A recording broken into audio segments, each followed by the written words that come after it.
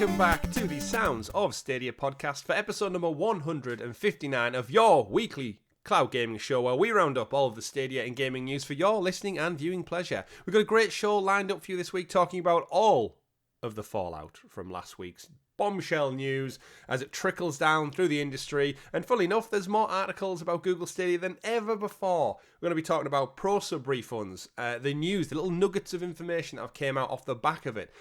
Exclusive games going multi-platform, win-win there. Bluetooth controllers and much, much more. But before we do dive into it all, don't forget to give the video a like, subscribe, and hit that bell so you are kept in the loop with all of the great content we do here at Helix Cloud Games. Because guess what, folks? It's not just Stadia. We do CloudQuest, our weekly cloud gaming topical show where we go off the beaten path and talk about something else. Last week we reviewed all cloud gaming. Did we do it 2 weeks ahead of the news that destroyed the whole concept of the show? Yes. Was it still a great show? 100%. And our Helix Heroes get it up to 6 days early for supporting the channel that extra little bit further. We also have a weekly PlayStation podcast that's been going for many, many months now. Check out that one. Check out the blue side of the coin. And I do all that with one of my wonderful co-hosts, the man of many pixels, Mr. Richie, joins me once again. How are you doing? I'm pretty good myself. How are you? I'm a bit under the weather, I'll be honest. Yeah. It's not corona. I'm just full of good old-fashioned cold and flu. So apologies if I cough on the slide or I might sniff a bit too hard. I know audio listeners, you're in for a wild one. But I've got my energy drink. Sorry about that. I've got my energy drink. I've got my tissues. I've got my cold and flu medicine. I'm starting to wake up a bit more now. Yeah. You know, it's funny. You mentioned Fallout earlier. It's actually the 25th anniversary of Fallout. Oh, is it? Oh, congratulations, yeah, Fallout. Congratulations, yeah. Fallout. I'm still yet to play a Fallout game. We can get onto that. We can get onto that in a bit. What I feel like, Richie, is I'm kind of like Padme in Star Wars right now, where you wear like a tight outfit and if you midriff that's true. Yeah, that's exactly true. No, I'm dying of a broken heart. I think that's what it is. I found out the Stadia news last week, and since then my health has just deteriorated. And when I have some robot come in and go, "Ooh-bah, ooh-bah," it looks like it's Phil Harrison. Ooh-bah, Stadia, you're ooh-bah. breaking my heart. Why? Yeah, exactly. And then what I'm going to do is, whilst I birth some new shows for the channel, Richie, I'm going to give them amazing names, which is the weirdest transition I ever made into our kind of Stadia channel announcement.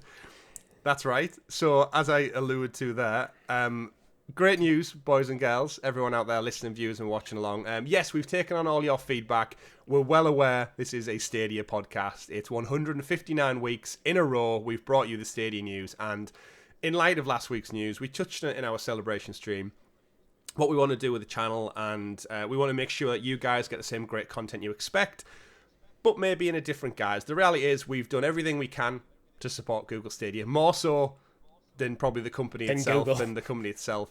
And the reality kind of hits that we need to do something different. And we've always been talking behind the scenes. We've had many, many plans in place for quite some time, and you will see in the community out there right now, everyone's pivoting and moving and looking to evolve and adapt, and rightly so. More power to everyone. We've had that mindset for quite some time. We've said in the past, Richie, we've commissioned stuff. We've got intros for whole shows just sat waiting in the wings, and they have been for probably 6-7 months at this point, just waiting to go live. And this is kind of the straw that broke the camel's back, as such, to give a different analogy that isn't Natalie Portman giving birth to Luke and Leia. And we're delighted to announce that this show will, of course, be... I mean, not delighted to announce that. This show will be shuttering eventually. When the news runs dry, the well has fully gone dry now, we'll move away. And we're delighted to announce a brand new show. We've took on board everyone's feedback. It will be replacing the Sounds of Stadia podcast in mind, spirit, and body, and more importantly, gaming. And you guys out there have asked us across Discord, comments, social media, to embrace the green side of the world, Richie. And we'll be doing that. That's exactly what we're going to do. So we're thrilled to announce a brand new Xbox podcast coming from Helix Cloud Games with myself and Richie. We're still working out the logistics of everything. But yes, Richie, show the boys and girls out there, what have we gone and done? Yep. That's right. We did it. Have very zoomed in. We went out there. We want to power our dreams, according to Phil Spencer, not Phil Harrison. And we're going to... We have to have a Phil, though. We have to follow Everyone a Phil. has to have a Phil. We should get a Phil. We actually do. Phil McGrath, one of our Helix Heroes. But yeah, can't wait. Absolutely can't wait. It's going to be so fun. We are embracing it. We've both got some Series S's. 2 years worth of Game Pass Ultimate. So you are going to see a lot of coverage regarding Game Pass, Xbox, cloud gaming, xCloud formerly known as, across the channel, and we can't wait. We wrote it out as hard as we could with Stadia. We were fully in. We know that there's like literally thousands of hours worth of content showing and proving that. And like our audience, like you wonderful people who've supported us from the beginning, we want to still give you a haven, ironically enough, to hang around and talk about video games. And that's what we've always done here on the channel. We've always said, play wherever makes you the happiest. We're platform agnostic, and we're just going to have that Xbox avenue as part of the channel. So we'll finalise some more things. You'll see more announcements come out in the coming weeks, but we've commissioned an intro. We're going to have a new intro. I haven't even said the name of the show yet, which, Richie, you are going to be taking the hosting reins. So I am. Tell the lovely people what we're going with. So the show will be called XPass. Yes. And what's it going to be about, do we think? GeForce Now. Lovely. Green no, through and through. It's basically going to be everything you know from talking PS and everything you know from Sounds of Stadia, but covering the green side of gaming, going into Xbox, heavy focus on xCloud or Xbox Cloud Gaming if you prefer. I personally prefer xCloud because I do think it's better branding. It's more succinct, yeah. But yeah, we don't have a timeline for when this is going to do, because like Sounds of Stadia, we don't have a timeline of when we're going to end that show, and the two are kind of linked. So we're basically just working hard behind the scenes at the moment to get everything set up, everything ready to go. So when we make that decision, like now we know when we're going to launch this show, when Sounds of Stadia is going to end, we'll be able to bring that news to you as soon as we possibly can. Absolutely. And I think the most exciting thing for me is that we get to go on this adventure with our audience, because there's so many of our viewers and listeners out there who've said, we've seen it in our Discord and socials, that they've bought an Xbox, they've got a Game Pass subscription now, and they're going to go test it out, try it out, and obviously their Stadia stimulus check is going to fund that for the most part. And you and me, traditionally, always been PlayStation. This is my first Xbox I've ever owned. So what I'm excited to do is get hands-on with Game Pass, get hands-on with some exclusive Xbox content. We're talking Halo, Gears of War, Forza, Grounded. All the stuff that we've never played. Yeah, stuff like games we've never played. And we know some of our audience members absolutely love and adore them. And I'm just excited to just keep the channel playing more games with our audience and kind of just embrace that side of it, because Xbox are doing wonderful things, and they've turned our heads enough to invest in them, and that's kind of all we can ask for as gamers. Give us games, give us content. And one of the things I like about Xbox is you don't actually need an Xbox to enjoy the benefits of xCloud. Yeah, you can do it on your PC, you can do it on your phone, and you'll probably be able to do it with a TV stick at some point. You can do it on a Samsung Smart TV right now. But we'll put our pins in that, Richie. Apologies. But let us know in the comments below if you think that's the right decision. If you'd like us to keep doing a Stadia podcast until 2024, I don't think we can. That's not it's realistic. Exciting. Thank you again to everyone who supported us. I know our members doubled down and said yes. I think we did a vote and it was 95%. It was overwhelming. Overwhelming support of doing Xbox content. And just safe in the knowledge that we're not going anywhere. We still, of course, have Talking the PS, which will move to probably our Monday time slot. We'll put XPass in there somewhere. But hope you enjoy the show. Hope you enjoy the new name, the logo, and more importantly, you stick with us, because we're gamers through and through, and we love getting together every week and talking with each other and with you about the future of the industry and where it's going and how cloud gaming is evolving. And we just get to do that in line with Xbox and PlayStation. And you know what? Other things that come along the way. Because CloudQuest, we're still working on what we want to do with CloudQuest. The channel's going to evolve, but we'll keep you in the loop. And exciting times ahead, Richie. Exciting times ahead. So don't go anywhere. Yep. Click like, subscribe. And if you want to support us that bit more, if you're sat on the fence thinking, I'm a huge Xbox fan, this is my time, jump off the fence, join us, be a Helix Hero like over 50 of you do, members of the channel, and you get some access early. I should point out. We should say as well, for the live streams, we're probably going to be starting to cover Xbox stuff almost immediately. Yeah, pretty much. Like, we've got our consoles now, we've got cloud gaming, we've got Xbox Game Pass. We do have XPass. We're going to start playing some games, so let us know what you want to play with us or watch us play, and we'll get into that as part of our live streams too. So Cannot wait. Exciting times. We did some announcements as well. If you're listening along and you are our winners of the podcast, we should point out members, Helix Heroes, you're going to get some free stickers sent out to you. You do need to reach out to us with your name and address because it's physically impossible without committing mass fraud that we hunt you down and send you this stuff. So do please get in touch with us and let us know your name and address so we can send you your lovely Helix Cloud Games stickers. And then also the winners of the devices. I know John Scar should be in touch with the winner of last week's gift card. It was Jin Hood who won the $50 Amazon gift card, so get in touch with John. I've passed his details over. Dave Widnall, you won the Helix apparel, so Dave, hit us up so you can get your Helix Cloud Games merch. And Steve Nelson, you won the Google Nest Mini, so do reach out to us if you don't necessarily watch us over on Twitter so you can claim your prizes. Right, Richie. Good show, great show lined up. As I said, no game news, of course, but we do have a show full of the fallout and breaking down the Stadia shutdown as it was. So, kicking things off with, I said to you pre-show, ironically, as when I was gathering news for Talking the PS to put in the doc, every news journalist website, Eurogamer, Kotaku, IGN, sites that have notoriously not covered Google Stadia for the last 3 years with any kind of pomp and circumstance, every other damn article was a Stadia article. It was like every 5 or 6 article was a Stadia one. I thought, where were these articles for the last 3 years when we're trying to build a doc for a Stadia specific show? It's crazy. But like I said, let's look at the fallout, and we can't do that without getting into the super sexy special Stadia story segment, aka the news. The news. Are you now aware you need to come up with one that has the letter X for every name? I may have already done it. Really? Can I take a guess? Is it the Xylophone, Xenophobe, Xenomorph, Xbox News? No, but if you check the XPass stock, it's in there. I can't think of it. Are you also aware that you need to practice saying it? No, I haven't actually. Okay, I've shot myself in the foot with that one. Either way, we're here for Stadia News this week, everyone.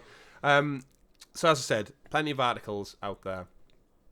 One of the biggest ones probably was the IGN one from Rebecca Valentine, which she basically did some digging, some research, and charted the history of Google Stadia over the last 3 years and its ups and downs from its launch, its inception, to its shuttering announcement last week. And there were some interesting things to pluck out of the article, Richie, and I think one thing we always suspected from the beginning was the higher up the ladder you went, the less they understood the industry. And for me, that's the biggest thing to come out of this article, is that it wasn't the team's fault. We know that it wasn't the guys working on Stadia. They were die-hard believers in this technology through and through, and we know the tech worked. But then as you crept up the ladder, we get to, of course, Vice President Stadia Entertainment, Phil Harrison, who's kind of not been seen for many years. And I know a lot of people have kind of lumbered some of the annoyance and frustration towards him over the last few weeks, which he's still an individual, maybe hands are tied. We'll never know, that's the reality. But going up the ladder to the Google and Alphabet hierarchy, the people that oversee the financial decisions, the investment decisions, it seems to be there was a bit of a clash from the gaming creative side of things and the actual Google tech team, or the Google leadership team. And to read from the article directly, Rebecca obviously reached out to a couple of people and got some feedback, and this is from a former employer. And I quote, "We on the gaming side basically were ignored. I think there was very much a Google way of doing things that the gaming side understood but didn't see as an applicable to what we were doing with Stadia. We wanted to meet in the middle, but often the Google side and what felt like an unnecessarily flat hierarchy got in the way. Whenever we made a decision, so many people got to leap in, often people who weren't subject matter experts but just had opinions based on their work on other Google products." That, for me, Richie, is kind of the flag in the ground of where things start to go wrong, where you've literally recruited teams of experts in. Phil Harrison, Shannon Studstill, Jade Raymond, John Justice, and loads of veterans all over the world to make a team.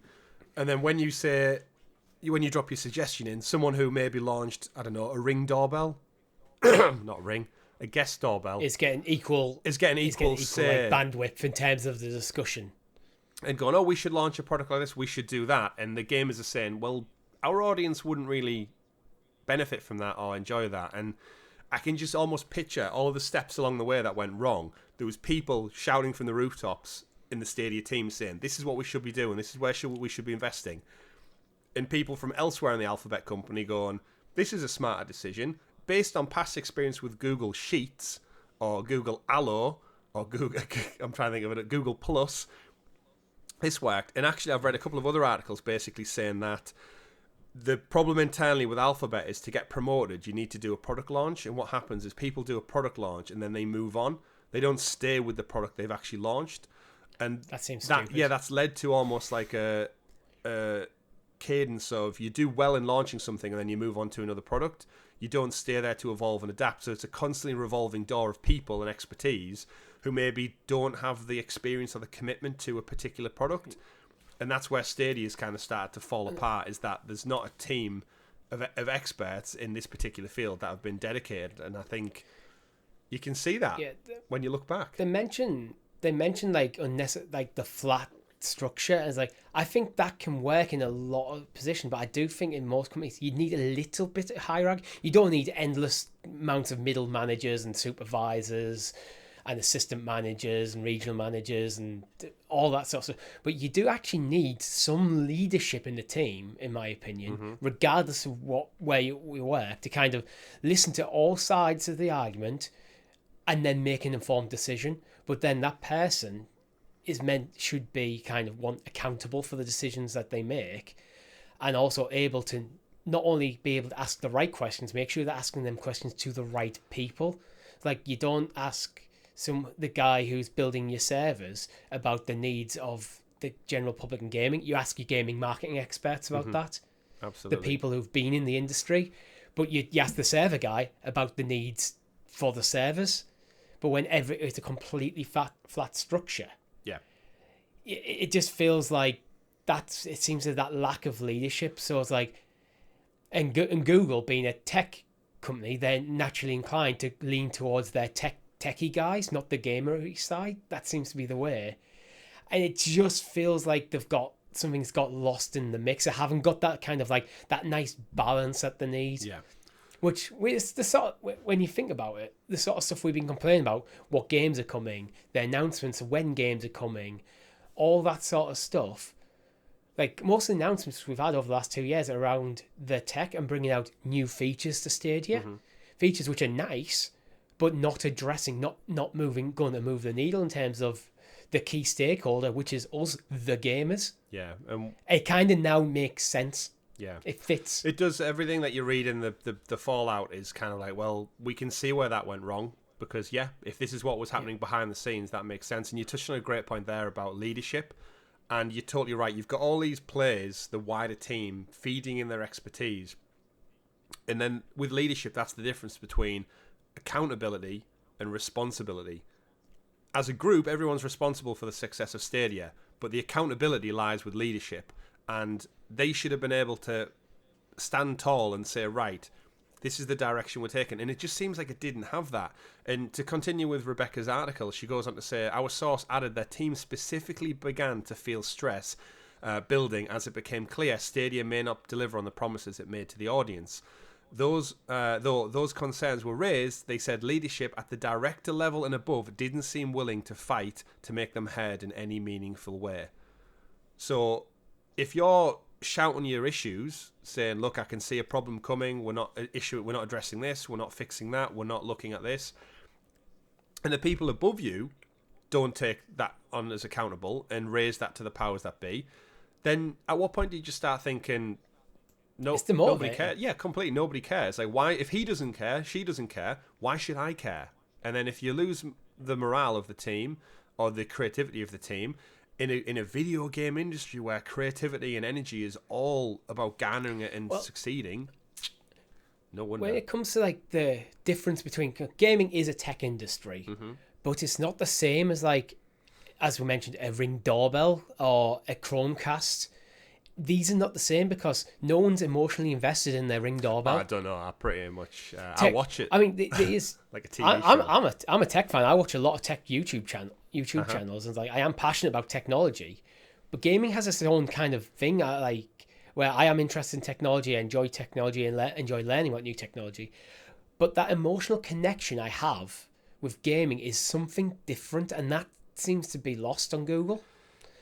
Like, definitely, there's your audience is not a tech audience; it's a gaming audience, and that isn't the same as people who are interested in what your new cloud servers are doing, how all your Google Home products interact, your smart light bulbs, and all that sort of stuff. Whatever they're working on, the Pixel 7 launch. Yeah, like I'm interested in the Pixel 7 launch. I'm interested in the Pixel Watch launch. But not in the same sort of emotional connection as I was when Stadia was getting announced. Absolutely. And the two different factors that falls into there, Richie, is two words. One side, interest. I have an interest in the Pixel 7 launch. I have an interest in the Nest doorbell. I have an interest in server blades. Over this side, though, I've got a passion for something. I've got a passion for video games. I've got a passion for story. I've got a passion for loads of things. And that's how it falls into. Obviously, there's a lot of cross-pollination, but I think you're completely right in saying, yes, the Stadia team, the gamers there, will have had a passion for this, and they want to see it succeed. Yeah. The problem is they were being overshouted by the interest side of things, which is just, we've got interest in launching a new feature. Great. I kind of think it's arrogant of Google because the gamers within their midst, in their Stadia team, they're kind of representative of the gamers, us, not just us podcasters and content creators, anyone listening to this who's bought into Stadia, because I'd say we're the most important stakeholder in Google Stadia, because without us, nothing sells. And it seems like if the gamers internally are getting ignored, the gamers externally are probably getting ignored to even bigger extent, I'd assume. It is an assumption, but which then makes you go like, who are you are you just developing this because you got a cool idea, or are you actually developing this as a product that you want to sell? Yeah. Like, it's rule kind of one of business is understand your customers, the needs of your customers. Absolutely. And then that goes... And this seems like your customers are the ones you've listened to the least. Yeah. As a Stadia gamer for 3 years now, Neely, it does feel like the wider business, they've cared more about everyone but us. Like, we stopped getting I know there's examples in the past, like Apple's a good example with like the original iPhone. It's like they saw a need that people didn't realize there was a need, so they were ahead of the curve. But then they kind of pitched it to go look, all this tech that you've got, we're just going to put it in one slab, one rectangle for you. And the world went, that's a brilliant idea. Let's do that. Yeah, and that's when the interest, though, turns into passion. So reading on in the article, we know concerns escalated in early 2021 when Stadia rumoured to miss its acquisition target. So its consumers, so its gamers, its players out there, missed its target by quite a substantial margin. And that was one of the key factors in shifting to white label. And we knew that on the account of the structural change that essentially ended in the shuttering of Stadia's internal studios. And looking back in hindsight, this was it. I think shuttering your own studios had such a ripple effect. Anyone with any remote interest was done. I think that was it. And like it hit us hard, it hit our community hard, but then I think the impression Google and Stadia were giving off, I don't think there was any coming back from that. If we reach now year 3 and they'd still been working on internal studios, they'd be coming out now. They'd have had something to show for it. And the fact that they threw in the towel so early, it's just kind of embarrassing on Google's part to think that you couldn't see the long-term roadmap. You know what? You didn't even commit to a long-term roadmap. You said you did, but you didn't. And we saw, obviously, 150 staff laid off from a team that was only a year old, backed by a company as rich as Google. I think it's embarrassing on their part. It just shows you how they just weren't in it at all. But this is the thing, is like they botched the launch. Yep. Which hamstrung them massively out the gate. So that's why they got a load of negative press right out the gate. I've been reading some old articles and stuff you forgot. Like, the whole big thing was that kind of bit about like accessibility. Like, you didn't have to have a subscription service to play, but out of the gate you did. Stadia base. So that confused the message. So put a bit of a negative spin on it. And then they didn't do pretty much anything really to address it, to try and change things around. And this is what really annoys me and upsets me about how it went down, is that they're kind of saying, oh, well, we're cancelling this thing because there wasn't enough uptake. It's like, but you haven't done anything to try and address your issues. You have, in a public way, you haven't over the last 2 years especially committed to the platform, and you're going, well, there's not enough people using it. It's like, but you haven't sold it to them. Yeah, I've seen more marketing for the new Pixel range in the last week than I have done for Google Stadia in the last 2 years. Yeah, which just shows you. And yeah, shut the studios, all those industry veterans they actively brought on board to make this work, with years, decades worth of experience in the gaming sector, they just let go. Jade Raymond left. She went and formed Haven, which is now acquired by PlayStation. So she's obviously working on something good enough for Sony to get involved with. John Justice moved on to Google Cloud Gaming, so he's still there in some capacity. He clearly gave up on it, moved on. Shannon stood still, moved on. And yeah, we kept getting assurances that things were all right. But looking back, you can kind of see where it started heading south from pretty much that announcement. And they never really turned it back around. I think the highest point was probably Cyberpunk in the winter before. And then with that announcement, I think it lost a lot of faith in devs, everything. I feel really sorry for the people who are walking into Google's offices day in, day out, fighting their call and going, we're doing this wrong. We need to listen to the people we're trying to sell the product to. Because there's people like us who've been quite vocal. Mm-hmm. Like, I think fair. We've always tried to be unbiased and just take the news as it is and give our interpretations on and give our reasons of our interpretations. And so the information that I think they needed to turn it around was there. Yeah. They just needed to listen, and they needed to pivot. And this is why I call them arrogant. Because I think they just haven't listened to the right stakeholders, and I think they felt they knew better. Yeah. And they didn't really understand that a gaming launch, when you launch a gaming platform, you can't just go sit back and count your money after that, because a gaming platform is in a continuous state of getting launched, because a platform is only as good as the games on it. Absolutely. So you need to keep the games coming. Hey, all the websites, what do they do every year? PlayStation 5 in review 2022. Xbox Series X in review 2022. The state of Nintendo Switch in 2022. Like, they literally get reviewed on a yearly basis based on their library, their updates, their features, their audience. And yet, you're right. I think Google launched it arrogant and went, there you go, the product works, get it out the door, it'll sing. And then didn't back it up with any games, any major features or updates or marketing. Yeah, I mean, I love my Pixel. I've got Pixel 4 XL. I love that phone. It's been one of the best phones I've ever had. The battery on it is phenomenal. It's like 3.5 years old and still going strong. I think it'll be about 3 years, pretty much on the dot. And the thing is, I have no interest in getting another Pixel phone right now because that phone's fine. But with gaming, it's like, I'm always looking an eye on what's coming up because I'm thinking about what's my next game going to be. So it's it's a completely different marketplace. Yeah, and so when it comes to Stadia, you have to keep selling it to me. You don't have to keep selling the Pixel to me. I have one. I only need one.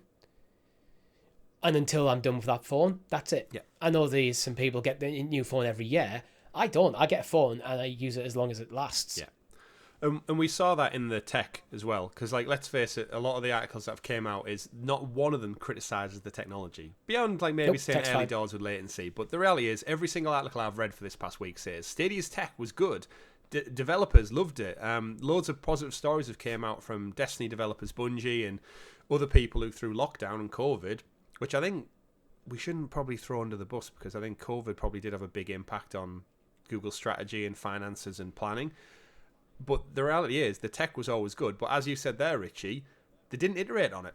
They didn't come out swinging in year 2 and 3 and say, look, we've upgraded this. When Xbox were coming out saying Series X servers are now there on xCloud, where was Stadia's counterpoint to that, to saying, we've also increased the teraflops and everything, and guess what? Stadia is more powerful than ever before, and it's still industry leading. They just kind of, like, as we said, they launched it and then just sat back and went, there you go, do your best thing. And it's like, it's just painful to look back and see, really. I mean, when we're talking about Destiny, especially Bungie, have been saying nothing but the praises for like Stadia and the tech and how it helped them in their kind of their work, how they work from home and adapting to COVID, and like I've never really seen. I think there's only one instance I can think of a dev who's had problems with Stadia, and that was due to what was he called? The Terraria guy who got locked out of his Lord of the Rings subscription. I don't know his name off the top of my head. Yeah, but that's the only time I've seen a dev in any sort of way kind of not be happy with Stadia. Devs seem to really like the tech. Yeah, absolutely. Which comes back to, it seems like Stadia, like the upper management, are focused on the tech and not ultimately what they're selling. And they're selling a way of playing games. Yeah. To read a quote from Rebecca's article, this is regarding Q Games CEO Dylan Cuthbert. So the positive relationship with third-party partners continued after the shuttering of Stadia's internal studios. He called the Stadia team great when he asked for his thoughts in the wake of the shutdown, saying they were both open to offering ideas for Pickles Young Creators, as well as invited Q Games team to brainstorm ideas for Stadia in general. No More Robots CEO, though initially hesitant to embrace the platform, ultimately signed on because of how good the financial deals were, saying it was worth a roll of the dice. In fact, Brandon Sheffield, creative director at Microsoft Games, said if anything, Google Stadia improved for developers like him over time, especially in the last year.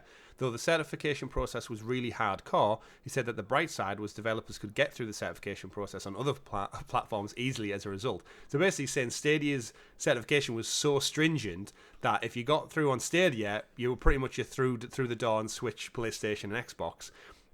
Plus, Stadia had free certification QA, meaning in an ideal scenario, it doesn't cost you anything to get certified, and then you can go ahead with the rest of them for free. And Stadia and Google would guide you and developers on how you failed and how you could improve and get it sorted out. So it seems that this back and forth with implementing new ideas has been fantastic. Stream Connect, tweaking things. That relationship, and we know from GDC, they just built on it and they built on it. So behind the scenes, the people who knew what they were doing and knew what they were talking about were doing the best they possibly could. I think it just, again, it always goes to the top of the pile that I just think Alphabet and Google, they just don't know what they had. Still to this day, I don't think they understand what they had. Reading this article and several like it, where Stadia, members of the Stadia team have like talked to like press now.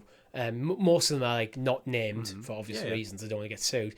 I get the feeling that it's like a case of the leadership team was kind of a bit vague, a bit murky, a bit nebulous, and that they weren't listening to the right people when making the right decisions. And that's ultimately what's led to it. So it's like you're listening to as I mentioned earlier, you're listening to the wrong people when it comes to certain decisions. So it's like when you're talking about how to market the product to gamers. Maybe the guy who's phenomenal at creating this cloud technology, this cloud game technology, he might not be the right person to listen to. You need the person who understands what gamers actually want in terms of their user experience. And it's a different skill set. Like, they're both equally useful. Like, and that's what I think big for me. We're both leaders in some degree in our jobs. Like, you talk when you need to know something. You know who you need to talk to get that information. Who are the best people to talk to, like, to get that information, where it seems like, because it's a completely flat structure, it seems like everyone was weighing in every decision. Yeah. And sometimes probably the right information was there, but because it was often getting shouted over by the sounds of it, like, not necessarily people just arguing, but drowned out in the noise. Yeah. You can't bring everyone into every discussion. It's just not how companies work in the kind of any sort of real structured way. Yeah, and it does seem as well another big reason was even though they cited low customer demand, they essentially said it was the gamers' fault for not buying into a model that they didn't promote or market or advertise or get the games for. It's the consumer's fault for not buying into it. Another theory that was put forward by an employee that Rebecca spoke to was it ties in with the recent games industry acquisitions. And Stadia moved to a B2B business model purely off the back of not wanting to buy into the industry and the way the competition is. And they've said Xbox and Sony, we've mentioned it many times on the show, of course. We spoke about when Bethesda was acquired, Activision Blizzard was rumoured, Bungie, Embracer buying up all these studios. And they said, it's worrying. There's no one left to sell to, your business model, if everyone's owned by somebody already. And I get that. I can see from a Google standpoint, they look at it and go, wow, all these studios, we can't work with anyone because they're all owned by private companies who have their own interests at heart. But then it comes back to, if only you had a shit ton of money to invest in this industry. You could have literally, all of these acquisitions that put you off, you could have invested even 50%. Again, the biggest one, Microsoft, $78 billion to acquire Activision Blizzard. That's too big for Google. I get it. But you know what? Maybe take $40 billion and go and acquire second-party studio. They started that, Richie. Remember? They bought Typhoon Studios, who made Journey to the Savage Planet. And then what did they do? 6 months later, told them to do one. Got rid of them. What they could have done is Typhoon, and then, I don't know, Saber Interactive, and then, I don't know, went and bought... Crystal Dynamics was up for sale. For $500 million. $500 million for Tomb Raider, Crystal Dynamics, Adios Montreal, and yet... We actually had a CloudQuest in our doc planned to kind of go into... I think we provisionally titled it, should Google get back into investments, investing in developers? I'm pretty sure our conclusion was going to be, they should, even if Stadia isn't a thing, because it's a lucrative business. But they didn't. I think this is a decision. I think it doesn't have to be. Look at Amazon. Amazon investing in studios. And sometimes these studios are not necessarily bringing games to Luna at the moment. No, they didn't. New World didn't. But they're getting involved because Amazon, I think, have recognised, one, you need these studios to make your first party games. First party games are one of the things that will sell your platform. Yeah. And two, even if you're not making them exclusive, a first party game you can benefit on people buying it on other platforms. Mm-hmm. You have to spend money to make money, and Google, just in hindsight and in foresight, and every time we've covered it, Richie, they didn't spend enough. They didn't dig enough to commit. They said they were committed to this platform, and they weren't. They weren't financially committed. They weren't committed from a marketing standpoint. The leadership clearly weren't committed. The only poor people who were committed was the boots on the ground staff who bought into this dream. They bought into this technology, and they got absolutely shafted by the higher ups. It would look like shareholders, board members, people who didn't have a clue about what they were talking about. That does seem to be like the kind of what I'm reading into with all the articles coming out at the moment, especially this Rebecca Valentine article for IGN's. Just everything's kind of pointing to the direction of that Google didn't really know. It almost sounds like they didn't study the industry properly before they decided to get into it. They didn't do the market research. Well, we knew that when they launched with missing features and missing promises and missing games, and then they just never kind of... How volatile... It's one of them, when you think about it, like, the gaming industry is notoriously volatile for stuff like that. If you backtrack on features, you will get hammered for it. It's happened all the time. How many games have you seen launched where people have looked at, like, oh, actually, when this game was announced 2 years ago at E3... the graphics looked a lot better than that. Look at the puddle. That puddle looked better on the original footage than it does in game. Like, gamers pick up on this shit. They really do, because again, because it's not an interest, it's a passion. It's a passion. So they are passionate about it. For better or for worse, on social media, they are passionate about it. Look at Skull and Bones. Skull and Bones is probably going to fail epically because of how long and the backlash it's taken to get to its launch. It's fine. No matter what it does, it's probably not going to do well because of the way the industry works. But to put, I guess, kind of a pin in this, Richie, and wrap it all up, we'll talk about... There'll be more fallout that'll come, no doubt. But I think everyone can agree, our viewers and listeners can probably agree, I think everyone watching and listening along, we could have probably had a better shake of the stick than these Google higher-ups talking about it. You, me, all of our Helix heroes, all the viewers, all the players out there who've invested any time in this platform could have probably walked into those meetings and went, this is what you're doing wrong, this is where we need to change things. And it will have been an infinitely better opinion and take than Joe Bloggs, who's apparently in charge of the checkbook, in charge of the marketing strategy, because we didn't see any of it.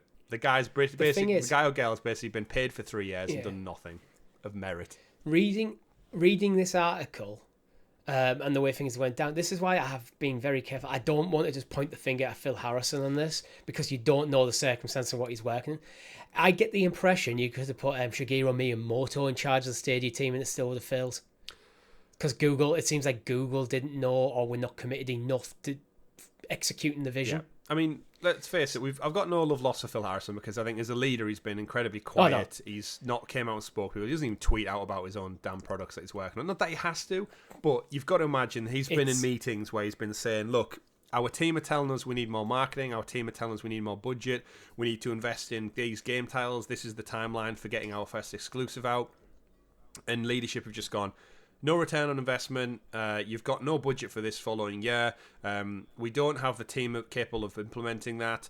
You're going to have to do with what you can, with what's available to you. And he's gone, okay, I have to go back to the team now and say, keep grafting away, keep working, but we are not planning on launching new studios. We're not planning on launching any more marketing campaigns, but maybe sneak a Stadia controller into the next Chromecast advert. It's the most we can do. So, yeah. Either way, let's move on to some other news, Richie, because we could probably talk all day about the fallout. Yeah. And again, we will keep covering it as long as there is, because I think as more employees kind of are unshackled by the shadow of Stadia, they can come out and talk about some of the things behind the scenes. There's also devs giving information about how they're handling things going forward, so we will be still covering things for a while, yes, I think. If you're a Stadia gamer out there, we've got you covered, like we have done for many, many a year.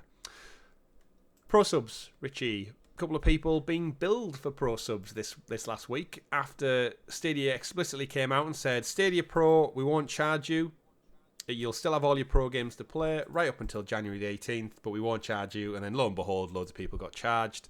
The industry I come from, this doesn't surprise me. When I read it and saw people posting screenshots of the direct debit and stuff coming out, no surprise, the way billing cycles work and direct debits, the way they function with banks, all it probably was is this news was announced and the Stadia billing team basically didn't have time to implement the cancellations quick enough. Yeah, we have to remember as well that the Stadia team found out 45 minutes before we did. Yeah. So if you're in probably the very, very niche market of Stadia billing within the Google ecosystem, you probably didn't know until probably even well after the announcement. Let's face it, you weren't going to be on that announcement call because you're just part of the finance team dealing with calls and direct debit queries and such. They have since clarified. There's a tweet that went out on the 4th of October saying, a quick update on Pro subs. We've started processing cancellations on our end, which may trigger a cancellation email to subscribers. Rest assured that you'll maintain access to Pro benefits until Stadia winds down. So essentially, if the cancellation happened on, what was it, the 28th of September, if your direct debit was due out on that Friday, Saturday or Sunday, chances are you were always going to be billed. It would happen with any company because that's the way banks work with direct debits. They pre-lock the money off just ahead of the day to take it. I've had it with many times, Richie, where they've taken it. My direct debit's maybe set for the 2nd of the month, but they'll take it on the 1st or the 3rd or the 4th because it's a bank holiday or it's a Friday or it's a weekend. Or this is why you usually have things have like a cancellation policy where you have to give like 5 working days notice or something. That's just well, in the UK, it's called a direct debit mandate. Is kind of what you signed up to. You get like a little letter in the post that has this little weird D logo on, and you'll have it for every contract you've got for probably your cable television, your phone contract, your car finance. There's always a direct debit mandate that comes with it. And if you were charged your Xbox subscription, your Xbox subscription, if you were charged for it, just contact the Stadia team or the Google team and they'll no doubt issue a refund for this particular month. But going forward, it looks like we're going to be knocked on the head one by one, Richie. We're going to get those emails that say cancellation. I've seen some people have already got their refunds as well. I don't think anyone's got the refund. I think these are fake. Really? Yeah. I've seen some that are clearly fake. Yeah, let us know in the comments below if you've had your genuine refund, because I think the ones you've seen are total bullshit right now, because I think it's way too quick to calculate and figure out what they want to do. I took a screenshot of it. It'll be tough to see. I'll try and bring it up though. On one of the Facebook pages, because obviously you can imagine the Facebook pages are just in meltdown right now with some arseholes out there laughing, mocking, some of them upset. It was this one. I don't know if you can see it on there. Oh yeah, I saw that one. That's clearly fake. I didn't mind that one because it's clearly designed to look fake. Yeah, I mean, so it's clearly that one's a bit of a joke, but it's the ones where people are pretending this is real. Dear Stadia player, your refund is being processed. Big massive space. However, this may take 28 days. Big massive space. An email will be sent to you in the next 4 days with instructions on how to claim your refund. The Stadia team. One thing, like layouts, grammar, the capital font. letters. I mean, the font. Yeah, the font gives it away. And then loads of people commenting on that saying, "Oh, I haven't got mine yet. I haven't had mine. How did you apply for this?" It's like, come on, like, are you that naive that you don't understand? It's not. It might as well be in Comic Sans. It's that bad. I almost commented as I was thinking about commenting. I won't believe this is real until I see it in Comic Sans. Yeah, and I saw that was from someone called Scott McKenzie who posted that. Hilarious, Scott. But then what made me laugh even more is the follow-up response where someone had took that, photoshopped it. It was like, what in the Microsoft Paint is this? And the response was that one, which you can see, which says, "Dear Stadia player, everyone is getting refunded except for Scott McKenzie. Don't call or email us ever about this again, the Stadia team." And I was like, that's just like that. You know those fake social media accounts, which is like fake Aldi, fake Asda, fake Walmart? Yeah. And people on the internet think it's really them. And like, you can't talk to me like that. You represent Walmart. And it's like, it's no wonder cybersecurity is such a problem when people just don't look at the little details that are clearly there to show that it's fake. Absolutely. And you know what? Every April Fool's, I think I could mock up on Photoshop a pretty decent fake something. And I don't do it because I'm well aware that our audience look to us for like news and integrity. And even though it's just a joke and you can get away with it, I think it's not really worth the confusion, because someone will pick up on it on Reddit, someone will pick up on it on Twitter, they'll think it's real, and it just creates problems. So yes, if you're out there, you got charged, you'll get your refund. Check your own emails. They said they're going to get them done by the 8th of January. It's a whole rigmarole with billing and finances and calculations. Will they get some stuff wrong? 100%. 100% there's going to be people out there who are shortchanged with how much they've calculated, or you said, I bought a Premier Edition, and actually, if you rewind the clock 2 years, you didn't buy the Premier Edition, you got it for free with a game purchase. So you've tallied things up wrong in your head. But again, rest assured, they're no doubt going to get on this. It's just going to take some time. But just don't read everything you see on the internet, boys and girls. Right then, Richie, moving on to some great news. In my opinion, and that is from the world of GYLT. So for those who've been a Stadia player for a long time, GYLT was one of the first Stadia, it still is, a Stadia exclusive. That's right, exclusive to this day. And we praise it. It was one of our first full playthroughs we did on the channel. Lovely little introduction to a horror game. You play as Emily. Is it Emily? Looking for, is it Rose? I feel like it is Emily. I think Emily was the young girl that you're looking for. Sally was looking for Emily. Yeah, we always got this confused. You know what? No, you always got it confused. I was fine. Fair enough. Tequila Works, who made this game, who weirdly enough did mention this past week that the process of making GYLT on Stadia was one of the smoothest developments of a game ever for Tequila Works. Which just goes to show, again, the tech and implementing it was fantastic. So that for them to actively come out and say, when we made GYLT on Stadia, it was the smoothest game process we've ever had in the history of Tequila Works. Either way, great little game, and they tweeted out saying, spooky season is around the corner and we bring terrific news. We've been working on it for a long time and it's finally time to make it official.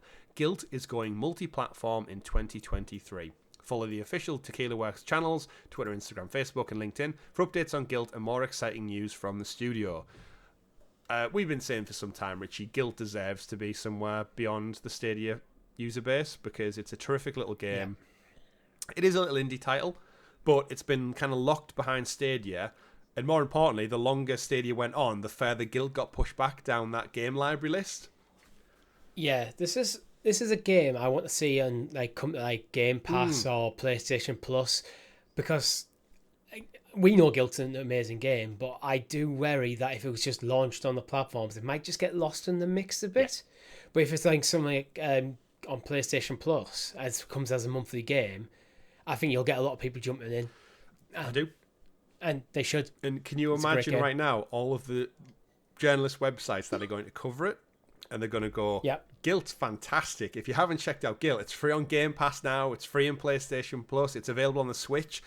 Great little horror. Like, you can watch a full Let's Play on Helix Cloud Games. Really it was Sounds of Stadia at the time. It was. People are going to look back and go, how the hell did they get 3 years early access to this game that I've only just heard about? And it's like, because it's been out for 3 years on Stadia.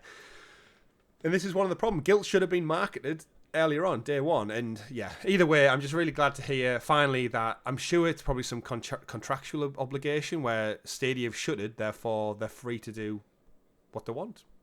And Tequila Works have gone, hey, we can cash in on this finally.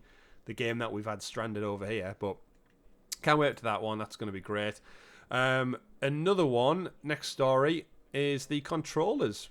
Richie, we've knew for quite some time that you and me now were going to be left with a whole collection of redundant controllers, aka paperweights, that, albeit can still be used wired through PC. However, the limitation on them was if you want to play on other devices and such, other platforms more importantly, like Xbox, remote play with PlayStation, that kind of thing. What is essentially a perfect controller, in I think our opinion, we absolutely love the Stadia controller. Yeah, they would just become redundant, and there's a big kind of, well, there has been this last week a big outcry saying, look, if you're going to shut a Stadia, that's one thing. Please don't make all of our controllers we've all don't create e-waste. Yeah, don't create e-waste. So following on from last week's announcement, this Eurogamer article just does actually say surprise announcement, which I didn't think it was a surprise announcement according to a lot of the other articles. The platform's small but dedicated community have petitioned Google to allow the control to work on other platforms wirelessly. The Stadia controller currently works on other devices via USB cable, but it also has wireless functionality in the form of Wi-Fi and Bluetooth that's firmware locked. So while others wait on a response from Google, some have taken other matters into their own hands with some quirky workarounds. So you can use Android. I mean, it's no surprise techie people get into it and allow it through. I was going to say I guess it's not emulation, is it? It's just probably different coding, or it's kind of like controller remapping, like you can do with the DualSense 5. The hardware is technically in the controller. It just kind of needs to be activated, and this has kind of been a bit of a bone of contention for people for like 3 years. Like, the hardware's in there, why haven't you turned it on? Yeah, it's got Bluetooth. Yeah. And I think the reason is probably because with it working through Wi-Fi probably worked better for Stadia. And by only having one wireless protocol, it probably meant that there was no weird confusion going on. So when you could switch it on, it connected straight to the Stadia servers. But now that's no longer a consideration, really. It's like, just get it switched on, and it basically becomes a really nice third-party controller. Yeah, absolutely. Funnily enough, if there's all these controllers now out there in the wild on eBay, Facebook Marketplace, your local exchange shops, if they have third-party functionality, it could be a really nice cheap option to get a very sturdy, good, robust controller on the cheap without having to invest in the other third-party options out there. I'd much rather have one from Google than, I can't even think of a company name. Those dodgy knockoff ones you see in the Argos catalogue. The thing is, I know there is, I think you're alluding to, there is workarounds to get it working where you kind of Rob install uses it some for his software. DualSense, right? And it's Python, I think. Yeah, the thing you download. I'd much rather it just be natively done, because it's good. It's all well and good if you know what you're doing, you're comfortable with like coding and PC weird stuff. But if you're just run-of-the-mill gamer, do you really want to have that messing around to get it working? You just want things to work. Yeah, absolutely. So if you're listening, Sony, activate third-party controllers for remote play on Android. Yeah, just do it. You can do it. Yeah, you're capable of doing it. That's a side thing. It is. Speaking of things that do work, in the continued fallout of all the news this past week, we also had loads of developers jumping to defend Stadia's technology and how it helped them over the last 3 years. And Max Nichols from the Bungie team was one of those fine folks who did say that. He tweeted out saying, "It's funny, most of the world views Stadia as a gimmick that nobody bothered with." And then he goes on to say, "But hundreds of us use it every day at Bungie. It's part of our internal playtesting workflow. We started using it when we had to suddenly support working from home back when COVID began, and we just kept going." And pardon me, if you remember back in 2022, Bungie did a blog post. We actually covered it on the show about how during the COVID pandemic and everyone kind of pivoting to work from home, all these game developers had to take these massive gaming rigs and development rigs outside of their office. Your development kits. Yeah, the whole dev kits. To working them from home. Sorry, I'm getting a bit chesty. as we get deep into the show. And reading from their blog, it says, enter Stadia. Jen Fox has been with the Bungie team for 7 years, working as a test lead alongside Duncan and the other on the test team. They go on to then say networking. Most recent project was launching Destiny 2 on Google and then the new Stadia streaming service. It was definitely unique compared to traditional platforms. Going at this weird streaming cloud tech was a unique challenge, but it was also really exciting from that perspective as well. And then by the launch of Destiny 2 on Stadia, Bungie developers and testers were becoming more familiar with the platform. That experience, combined with a workflow that was designed for ease of use, and wasn't long after studio-wide work-from-home orders were issued, the idea of shifting a chunk and all up setup on the Stadia platform came up. Using Stadia in the work-from-home transfer seems like the easiest thing we could have done, and the fact that we already had our game on the platform made it a kind of a no-brainer. Where a traditional test session is pre-recorded, relatively lengthy process, propping a build onto multiple consoles and PCs in a testing lab, working through any technical snafus that may crop up, whereas testing on Stadia was a relative breeze. On Stadia, and I quote, we can publish a build that always exists in all instances. We use automatically builds to get to distribution. That's a bit broken. Distribute at the same time. We were able to very easily pool up to 300 instances of a game ready to play at the click of a button, which is fantastic. You can't do that any other way when running on a studio test kit. Obviously, the article goes on to go into the depth and stuff, but the reality is companies like Bungie, time and time again, have came out and praised Stadia. Destiny is one of the best running games on the platform, and it shows you that the tech still works. And this is, I think, one of the first things we said the other week about Stadia closing is like, my word, PlayStation, you own Bungie. Do what Stadia didn't. Listen to your expert team you've just acquired at Bungie. Tell them what makes your workflow so great. And they say, well, we use Stadia's tech to work from home. It's helped us loads. It's in the cloud. It's infinitely powerful. Why are you using Gaikai again for PlayStation Cloud? And just, I want someone to have that conversation and say, look, Google is selling Stadia as a B2B white-labeled opportunity. Stop using Gaikai because Destiny 2 runs phenomenal on Stadia. Just make a deal. Hit up Google, say, whoever's left over there, can we broker a deal? And give me PlayStation Cloud powered by Stadia. I think we'll go more into that on a CloudQuest because I do have that as a penciled in CloudQuest in the next few weeks about talking about immersive stream and what does it mean going forward. So Bungie was actually very much on the list. Well. But they weren't all. The developer behind 100 Days Winemaking Simulator, Yeez, who's always been a big fan of Stadia, and he's always been very open about what he had. Obviously, he was one of the folks who was thrilled to see the Stadia team at GDC. Sorry, not GDC, Gamescom. And he actively had positive conversations with the Stadia team. A couple of devs have came out recently and just said, we're going to sort you out with your save files. We know Ubisoft did it last week.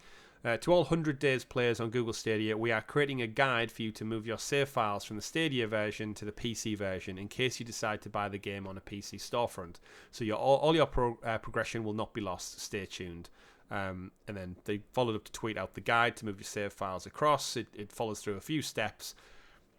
And I think we're probably going to see this, Richie, over the next couple of weeks because we also had Elder Scrolls come out, which actually learned a very quick lesson. The Elder Scrolls Twitter account also tweeted out basically saying, since the news of Stadia shutting down, Bethesda Software and ZeniMax Online have been discussing the next steps for our Elder Scroll Online players on Stadia, and we appreciate your patience. We're happy to share that our Stadia players will be able to transfer their Elder Scrolls Online accounts to PC, bringing with them all of their progress, including but not limited to existing characters, purchase items, achievements, and inventory.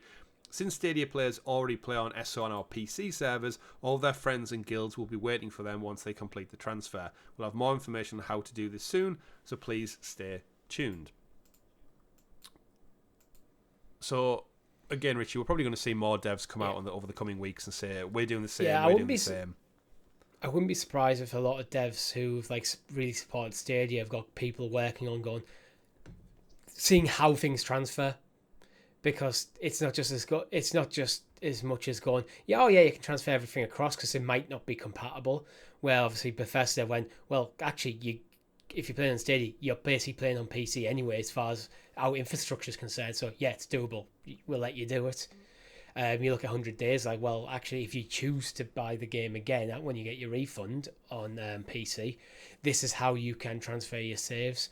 Which actually, that method from that Broken Arm Broken Arms Games like details on their Twitter might work for a lot of other stuff actually.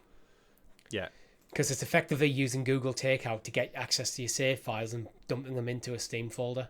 Yeah. For the saves in that game. So so you might find it may not work, but if there's a game that you've got on Steam and you want to transfer your save from Stadia, it's probably worth a go. Yeah, especially if you're a big fan of it. I've seen some people as well mention, I think Meg mentioned it, that you could always do this on Elder Scrolls. I think this is just, again, the team just pointing out that it is a thing, just in case you didn't know. And I think a lot of these companies have got a really great opportunity to show something positive for their community. So even though it was a small community in the form of Stadia, I think these are great little PR moves as well. So I think Colour with the 6,000 hours of Red Dead Redemption, it's such an easy PR win for someone at Rockstar to say, right, let's just get a couple of people on this.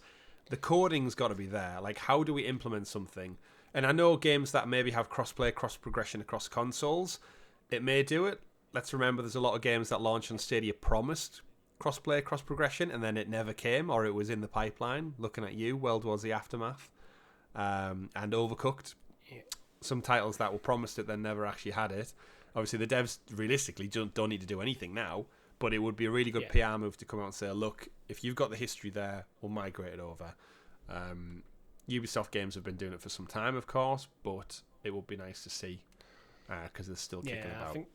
I think I'd hope people like Rockstar are checking to see what is technically possible, because if Stadia is running on a very different version, then that might just be like a compatibility issue. Yeah.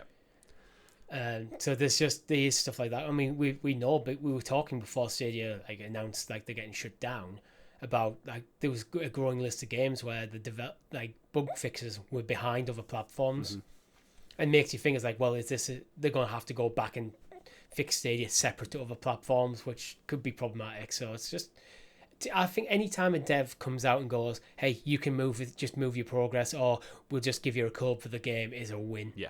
But it should. I still don't think that we should be expecting it of them. Yeah, I mean, they don't have to, but it is a good, an easy PR win as well. I tell you what would have been a PR win, Richie, for Stadia, and that would be EA's Need for Speed Unbound was released a trailer this week. It's coming out this December. We've been talking about it some time on the channel about how we're covering it. Will it be coming to Google Stadia? And we joked about the EA curse, the 5-game curse that was broke with the announcement of FIFA 23, which did come out on Stadia to some people who pre-ordered the deluxe edition. For other people like you and me who either cancelled our pre-orders with the bombshell news last week, or just didn't get a chance to pre-order it because the shop front shut down. Over on the Need for Speed website, you could break into the coding and you could actually see that one of the platforms listed underneath PC and above Steam was in fact Stadia. So there was a chance, Richie, Need for Speed Unbound, alongside FIFA 23, was due out on Stadia later this year. And I guess it's just kind of that bittersweet approach of saying, if they'd have just stuck it out, would we have started to see bigger titles come back? Because we did say a few weeks ago, we felt like the tides were turning a little bit. We got Saints Row, we got the announcement of Skull and Bones that was coming, we got the announcement of Dead Island 2. Add that on top of FIFA and Need for Speed, and all of a sudden, the last quarter of this year for Stadia fans and people looking to play AAA games, it was actually looking on the up from what we were used to. Yeah, completely. You know what the ironic thing is? You mentioned FIFA. So I did pre-order on Stadia, then I cancelled my pre-order, and I bought it on PlayStation, and now I'm returning my order because I want to buy it on Xbox. Did it come with your Xbox? It did not. I got it with mine. I wonder if that was just a deal, something, because it was not there when I looked. Either way, I haven't booted up yet. I'm too busy playing Disney's Dreamlight Valley with my wife. But we'll talk about that on probably another show at some point. We're probably talking the PS when we talk about what we've been playing now. Yeah. But last story I wanted to wrap up on, just a bit of a funny one really, is over on, well, it's Kotaku, but it's actually on Twitter for the most part, is Stadia had an exhibit that we didn't know about back at GDC 2019 when they announced the launch of Google Stadia. They had a tease set up outside the building, the conference building. And what they had is, it was like a big plexiglass box. I can actually share it with the boys and girls at home if I can get it up. It was a big glass box, and in it said, anything you dream, you can build. And they had the Dreamcast, Sega Dreamcast. They had the Nintendo Power Glove, and they had the famous E.T. Atari game, which was that bad they literally put hundreds and thousands of copies of it into a landfill. It almost killed the gaming industry. All of these things. Thank you, Shigeru Miyamoto, for saving it. It was weird. So yeah, a little display case, the part of the front, showcasing these things, and the final slot was empty, and it said coming soon, and it had the Stadia colours on. And when the actual announcement of Stadia happened, is they replaced that with the Stadia controller. The Founders Edition controller went into that box. And looking back, like I didn't know about this was a thing, because we weren't covering Stadia at the time, because we didn't pick up on it until after the GDC announcement, and we obviously signed up as founders.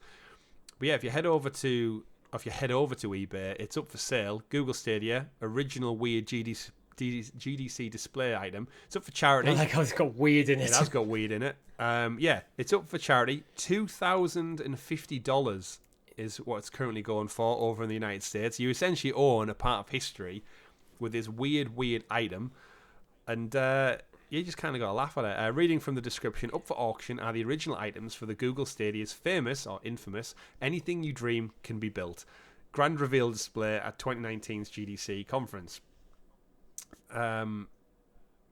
It's going, yeah, it's, I don't know, it's just weird. It's odd that, looking back in hindsight, why would you commission something that literally looks at the history of... It looks like you're planning to just fail the product. It's like, I get what they're going for. They're going for, oh, these are companies that have took a risk. But it's like, surely you'd want to like put stuff the way it's being Successful. a risk. Things that have been a risk, but it's paid off. Look at the Nintendo Switch. Look at the Wii. The Wii was a phenomenal success for Nintendo.